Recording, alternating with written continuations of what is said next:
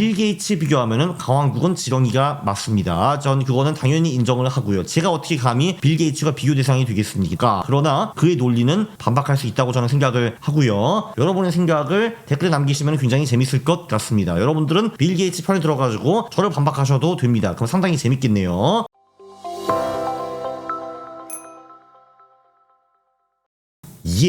안녕하십니까 할러님들, 강왕국입니다.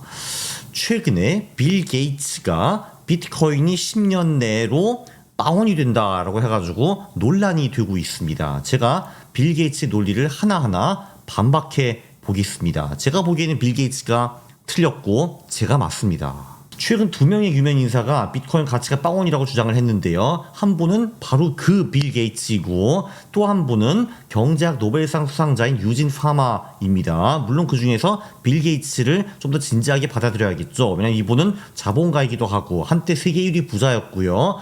마이크로소프트라는 훌륭한 기업을 만들었습니다. 그리고 박학다식하시고 그리고 인류에 크게 기여를 하셨죠. 이 소프트웨어를 기여한 것뿐만이 아니라 빌 게이츠, 멜린다 게이츠 재단을 만들어 오셔가지고 아프리카에서 수많은 인생을 구하신 이제 그런 훌륭한 분이시죠. 그리고 뭐 백신 만들고 이런 데도 굉장히 액티브하게 참여한 걸로 알고 있고요. 기후변화 이런 데도 굉장히 관심이 많으십니다. 저는 빌 게이츠를 훌륭하다고 생각을 하는데 그가 코인에 대한 주장, 그거는 제가 받아들일 수가 없습니다. 물론 그는 일론 마스크가 싫어가지고 이런 주장을 펼쳤을 가능성도 꽤 있습니다. 그러나 그거보다는 게이츠의 금융 철학을 보면은 전통적 금융 시스템, 법정 화폐, 중앙은행 시스템 이런 거를 신뢰를 하고 탈중앙화를 반대하는 사람이고요.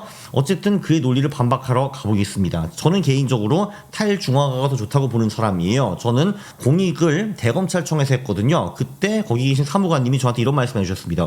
대한민국이란 뭐든지 다 되는 나라야. 그러나 국가가 건드리잖아. 그러면 될 것도 안 돼.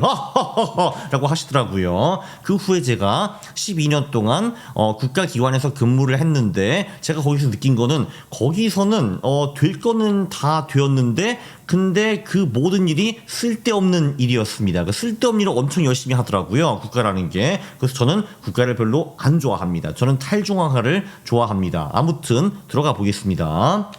자, 일단 빌 게이츠가 하는 말이 화폐 효용성 부족, 특히 변동성이 너무 심하다라는 주장을 하셨어요. 자, 그런데 금 같은 경우도 변동성이 장난 아닌데 근데 수천 년간 화폐로 쓰였습니다. 그리고 비트코인이 희소성이라든지, 왜냐하면 이게 비트코인이 기본적으로 줄어들어요. 왜냐하면 사람이 죽거나 패스워드를 잃어버리거나 하면 비트코인 수가 줄어들거든. 그리고 이동성도 금보다 훨씬 더 좋고 위조하기도 불가능하죠. 그리고 검열 저항성, 그러니까 국가가 와가지고 금은 뺏어갈 수 있는데 비트코인을 뺏어갈 수 어렵다 뭐 이런 거죠. 이런 게 비트코인이 금보다 더 우월한 거고요. 원화 같은 것도요. 원화도 사실 변동성이 굉장히 큽니다. 뭔 말이야 하실 텐데요. 자, 사실 우리가 생각을 해보면은 원화나 달러화 자체는 가치가 별로 없습니다. 가치가 있는 게 뭐냐? 우리가 의식주 얘기하잖아요. 의식주 에너지 이런 게 가치가 있는 거잖아. 근데요, 제가 10억 원을 가지고 있으면은 어떤 때는 서울에서 부동산을 한 개 살 수가 있고요. 부동산 가치가 올라가면은 제가 10억을 가지고 부동산 0.7개밖에 못 사는 경우도 생기고, 부동산의 가격이 떨어지면은 저는 갑자기 10억 원을 가지고 1.5개의 부동산도 살 수가 있습니다. 그러니까 이 법정 화폐 가치도요 들쭉날쭉합니다. 사실 왜냐하면은 법정화폐 자체는 중요한 게 아니고 내가 실제로 중요한 물건을 사려면은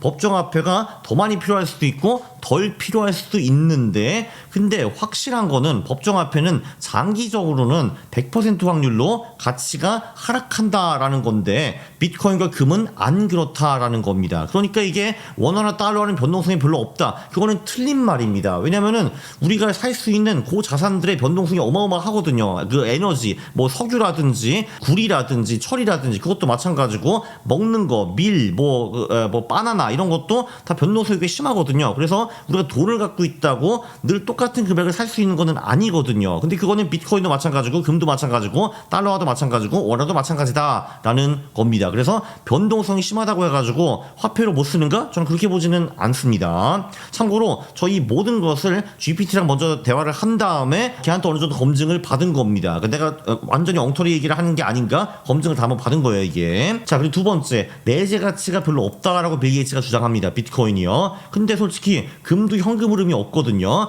물론 금을 가지고 주얼리라든지 금반지라든지 이거 만들 수가 있는데, 근데 사실 그거는 금 전체 유통량의 10% 미만이거든요. 그래서 그 산업 수요로는 그 가격을 설명할 수가 없습니다. 금이 지금까지 비트코인보다 신뢰를 좀 더 많이 받고 있고요. 몇천 년 동안 돈으로 쓰였으니까. 그리고 네트워크 효과. 이 말은 뭐냐 하면은 전 세계 대부분 사람들이 금을 돈으로 인정한다라는 거고, 비트코인은 아직 그 정도는 아니다라는 거죠. 그러나 비트코인이 상당히 따라왔다라고 볼 수가 있습니다. 기본적으로 비트코인이 내재 가치가 없는 튤립 버블 비슷한 거였다면은 한번 올라갔다가 버블이 터지면은 다시는 못 올라오는 것이 정상이거든요. 그런데 비트코인은 버블이 여러 번 터졌고 7, 80% 하락이 여러 번 있었는데도 불구하고 늘 다시 돌아와가지고 신고가를 갱신했습니다. 그래서 이거는 1년, 2년짜리 버블이 절대 아니라라는 거죠. 지금 생긴 지 15년 되었는데 아직도 건재합니다. 그리고 국가가 압수하고 통제하기 굉장히 어렵고 개인이 숨기기 좋고 해외로 넘기기 굉장히 유용한 자산, 이런 게 왜 가치가 없는 겁니까?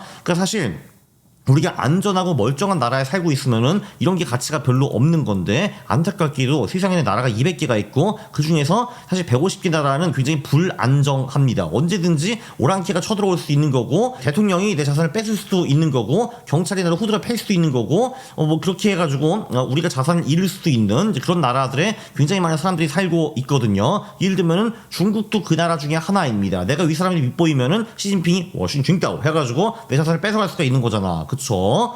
네, 그래서 탈중앙화, 이 희소성, 보안성, 이런 것에 정확한 가치를 매기기는 굉장히 어렵지만, 그렇다고 해서 비트코인이 내재 가치가 없느냐? 저는 절대로 그렇게 생각하지 않습니다. 내재 가치는 있는데 그 가치를 파악하기 어렵다라고 봐야 되는 거죠. 그러나 그 가치가 절대로 영원 아니다라고 저는 생각을 합니다. 환경 문제, 또 빌 게이츠가 언급을 했는데요. 비트코인 채굴을 위해서 엄청난 전력을 쓴다. 이거는 환경 파괴적이다라고 말을 하는데, 이게 일부는 맞기는 맞는데 또 반전이 있습니다. 자, 한번 생각을 해보세요. 제가 아프리카에 왔습니다. 부르키나파소, 우까까까 하는 나라인데, 거기서 누가 가서 전력 발전소를 세우겠습니까? 별로 안 세우려고 하겠죠. 왜냐면 거기 사람들도 별로 없고 얘네들 돈도 별로 없고 하기 때문에, 내가 돈을 엄청 투입해가지고 전력 발전소를 세우면 그게 나한테 좋은 게 있나? 생각을 할 거 아니에요. 자, 그런데 일부 전력은 거기 있는 원주민들한테 팔고 나머지 잉여전력을 가지고 비트코인을 채굴한다. 그러면 발전소가 갑자기 다시 수익성이 생깁니다. 자, 이 말은 뭐냐? 원래 발전소를 안 지을 곳에서도 발전소를 지을 가능성이 생겼다라는 거죠. 그럼 이거는 후진국의 인프라를 강화시킬 수가 있고, 이거는 분명히 좋은 겁니다. 그러면 갑자기 부르키나파소 사람들이 전력이 없었는데 갑자기 전기를 쓸 수가 있는 거거든요. 자, 그리고 기존 발전소 같은 경우에도 보통 기존 발전소도 피크 타임을 위해서 만듭니다. 한마디로 1월에 엄청 춥거나 아니면 7월에 엄청 덥거나 할 때 그거를 대비해가지고 캐파를 만들고 전력 발전소를 지어놓을 거 아니에요. 그러나 대부분 시기에는 그만큼 전력이 필요가 없기 때문에 남아도는 노는 전력이 필연적으로 생길 수밖에 없는데, 그거를 갖다 버리는 것보다는 그거 가지고 비트코인 채굴하는 것이 훨씬 더 수익성 향상에 도움이 되지 않겠냐라는 것도 좀 생각을 해볼 수가 있고요. 그리고 재생에너지가 풍부한 지역에서는 잉여 전력을 활용하기가 너무 좋습니다. 이 태양광이나 풍력 같은 경우는 언제는 너무 많은 전력이 생산이 되고 어떤 때는 생산이 안 되고 이런 문제가 있잖아요. 근데 너무 많이 생산이 될 경우에는 지금 그 전력을 러스 없이 딴 데로 옮기기가 굉장히 어렵잖아요. 그래서 날아가는 게 대부분인데, 그거 가지고 비트코인 채굴을 하자 이런 거죠. 이러면 또 한 번 수익성이 극대화될 수가 있습니다.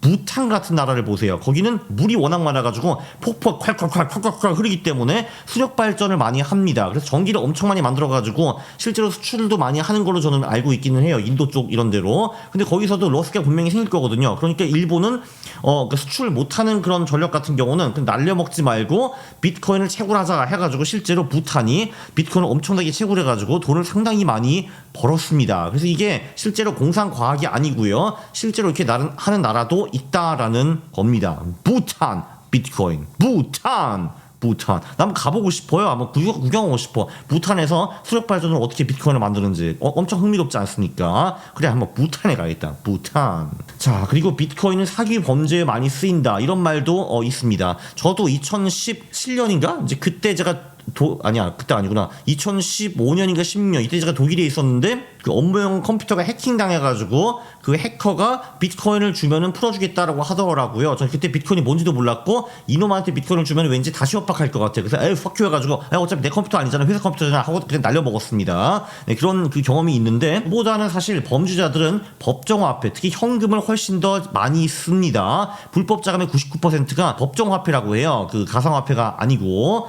왜냐면은 비트코인 같은 경우는 마음만 먹으면은 블록체인 기술 때문에 추적이 훨씬 더 쉽습니다. 그러니까 제가 사과 박스에 원화를 잔뜩 받았어. 그럼 그걸 내가 묻어놓거나 아니면 딴 데 교묘하게 쓰면은 추적하기가 굉장히 어렵잖아요. 근데 비트코인 같은 경우는 모든 거래가 다 블록체인에 적혀 있기 때문에 마음만 먹으면 저를 추적하는 게 가능합니다. 그리고 모든 거래가 기록되고 누구나 조회, 추적이 가능하고 투명성이 훨씬 높다라는 거죠. 그래서 최근에 범죄자들은 코인을 좀 덜 쓰는 것 같아요. 왜냐면 얘네들이 거래소에서 코인을 팔려고 하면은 거래소 KYC 인증 같은 거 통해 가지고 개인 신원 추적이 가능하거든요. 이런 게 굉장히 복잡하기 때문에 오히려 비트코인은 범죄로 쓰기가 더 어렵다라는 게 제 개인적인 생각이고 오태민 작가님 책에도 비슷한 내용이 나와 있습니다. 자, 그리고 더 큰 바보 이론. 그러니까 이런 거지. 투기를 하면요. 그러니까 이 바보가 300불에 샀어. 그래서 더 큰 바보에 500불에 파는 것이 이제 투기라고 볼 수가 있는 거죠. 한마디로 빌 게이츠는 비트코인은 가치 창출이 없는 투기 자산이다라고 말하는 겁니다. The Greater Fool Theory라고 하죠. 그래서 이게 1번 복습이기는 한데 세상은 그다지 착하지 않기 때문에 비트코인은 가치가 분명히 있습니다. 자, 국가 압수가 어렵고요. 내가 이제 해외 망명을 할 때, 정치적 탄압을 받을 때, 전쟁이 났다, 금융 제재가 들어간다 하면은 그거를 피할 수 있는 유일한 자산이 지금 비트코인이고요. 해외로 옮기기도 쉽습니다. 국경을 초월한 자산이죠. 특히 우크라이나처럼 전쟁이 나거나 내 나라가 망하거나 그러면 굉장히 중요해집니다. 그리고 보안이 굉장히 뛰어나고 세상 거의 모든 국가에서 자산이나 현금으로 바꿀 수 있는 거죠, 비트코인은. 그리고 희소성이 있고 장기적으로 계속 그 수가 줄어들기 때문에 디플레이션 자산이다. 이것도 굉장히 좋은 건데 왜 이게 가치가 없는 겁니까? 가치가 내가 보기엔 분명히 있다 이거죠. 실제로 많은 가치 투자자들이 최근에 비트코인을 사고 있는데 그게 좀 놀랐습니다. 제가 최근에 DP님을 만났거든요. DP님은 신사임당 채널 주인이기도 하고 본인도 굉장히 유명한 가치 투자자이고 가치 투자로 굉장히 많이 돈을 버신 분입니다. 제 책 파이어 인터뷰도 해주셨어요. 이 영상에서 밝히셨습니다. 여러분들이 생각하는 것보다 많이 비트코인에 투자했다라고 하는데 DP님의 자산이 적지는 않거든요. 저보다는 훨씬 더 부자십니다. 근데 여기서 생각하는 것보다 많이라는 거는 인력 투자는 안 했을 거라고 저희는 추정해 볼 수가 있습니다. 제가 물어보긴 했는데 안 밝혀주시더라고요. 얼마를 투자를 하셨는지. 아무튼 DP 말고도 제가 가치 투자자로 구분되는 사람 중에서 비트코인을 보유한 사례가 DP님 말고도 몇 명 더 있습니다. 한국에도 그렇고 미국에도 그렇고요. 한국 분들은 제가 프라이버시 때문에 밝히지는 못해요. 이름은 밝히지 못했는데 분명히 있습니다. 그거를 비트코인을 사가지고 장기 보유, 가치 투자하시는 분들이요. 참고로 알트코인을 그런 식으로 투자하는 가치 투자자들은 제가 아직은 못 봤습니다. 뭐 이런 말을 하는 거죠. 지금 최소한 금 정도의 시가총액이 되지 않을까? 그러면 지금보다 가치가 10배 오른다라는 거죠, 비트코인이. 근데 비트코인이 금보다 장점이 훨씬 더 많잖아 하시는 분들도 계시고, 사이피딘 아모스 같은 분들은 비트코인이 시가총액 300조 달러도 갈 수 있다. 그러니까 지금 대비 150배 더 오를 수 있다. 이렇게 주장을 하시는 분들도 있습니다. 사실 10배만 더 오른다 해도 10년에 10배만 오른다 해도 가치 투자할 가능성, 그러니까 가치 투자하면은 수익이 충분히 난다라고 볼 수가 있겠죠. 참고로 금과 비트코인 우월한 분야를 비교를 해보면은 금이 절대적으로 우위한 게 역사적 신뢰라고 볼 수가 있습니다. 금은 몇천 년 동안 돈이었고 비트코인이 생긴 지 15년밖에 안 됐기 때문에 변동성 같은 경우도 지금 금이 살짝 변동성이 더 적기는 한데 솔직히 시간이 더 지나면서 금과 비트코인은 변동성이 비슷해질 가능성이 높다라고 저는 보고 있고요. 내재 가치, 금을 산업적 주얼리 효과로 상용 가능하다라고 하는데 제가 조금 전에 말한 이런 것들도 분명히 내재 가치가 있는 거거든요. 그래서 저는 사실 이게 금이 비트코인별로 우월한지 잘 모르겠어요. 이건 그래서 잘 모르겠고 이거는 비겼다라고 보고요. 딱 요거 하나 역사적 신뢰 요거만 금이 비트코인을 앞서고 있는데 나머지는 비트코인은 훨씬 더 좋거든요. 금보다. 네, 그래서 비트코인이 금의 시가총액을 능가할 가능성도 저는 있다고 봅니다. 유진 파마님, 이분은 노벨상을 받으신 분이죠. 근데 뭐로 노벨상을 받았는지 한번 봐야 됩니다. 효율적 시장, The Efficient Market이라는 엉터리 이론으로 노벨상을 받으신 분입니다. 이게 60년대 논문이거든요. 그러니까 여기서 효율적인 시장이라는 거는 시장의 가격이 그 시장에 대한 모든 정보를 이미 다 반영한다라는 이론입니다.